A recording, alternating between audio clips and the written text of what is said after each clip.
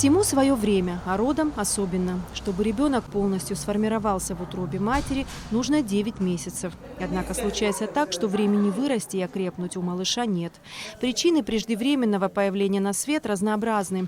Патологическое течение беременности, болезни, физические и психические травмы. Самые тяжелые случаи, когда дети рождаются до 28 недель с весом меньше килограмма, что и произошло в Сухумском роддоме.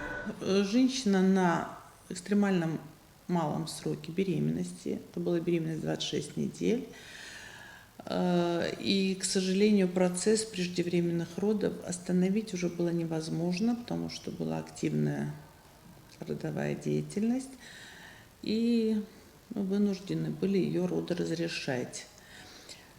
Но родились у нас 2 мальчика, 800 грамм и 850 грамм. Дети эти считаются с экстремально низкой массой тела. Малышей поместили в специальные инкубаторы – кувезы с заданными температурой и влажностью воздуха.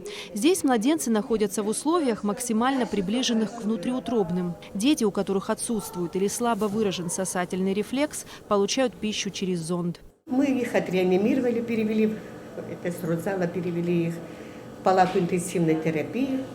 И начали заниматься ими уже здесь. Посадили их сразу на аппарат дыхательный, для того, чтобы привести дыхательную систему в норму. И дальше уже по плану проводилось лечение. Выхаживать глубоко недоношенного ребенка – тяжелый труд, ведь врачам нужно наверстать упущенные недели и даже месяцы внутриутробного развития. Колоссальный труд вложили в этих детей наши неонатологи. У этих детей был круглосуточный пост неонатолога, реаниматолога, 2 медицинские сестры, ну, естественно, санитарки и так далее. Эти дети у нас были обследованы, насколько это возможно. Им была произведена консультация смежных специалистов, УЗИ, рентген. На днях детей вывезли за пределы Абхазии для дальнейшей реабилитации. Недоношенный ребенок обычно выхаживается в роддоме не больше 7-10 дней. Затем начинается второй этап. У нас нет второго этапа выхаживания новорожденных, и мы вынуждены прилагать большие усилия для того, чтобы дети переводились в сопредельное государство. Иногда они бывают там до 3 месяцев. В детских больницах находятся. Вот. Но сейчас, особенно в связи с ковидом, детская больница наша не может принять у себя таких малюсеньких детишек и оказать им достойное такое сопровождение.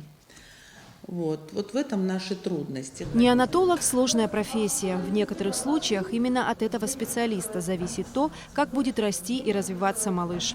При сложных родах и врожденных патологиях неонатолог способен сохранить жизнь ребенка. Я хочу попросить неонатологов молодых. Вот я знаю, что есть девушки, которые учатся в лучших вузах Москвы.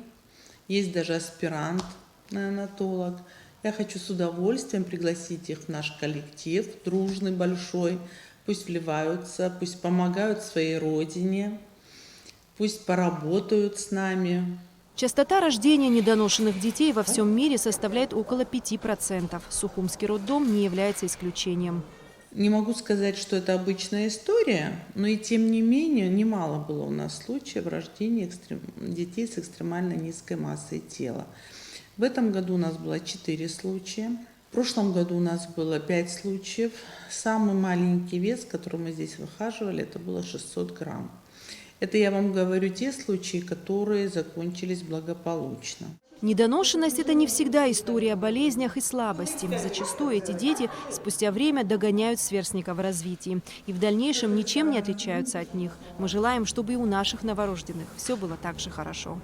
Эсма Гуланзе, Алексея Гухава, Инала Гухава, Абхазское телевидение.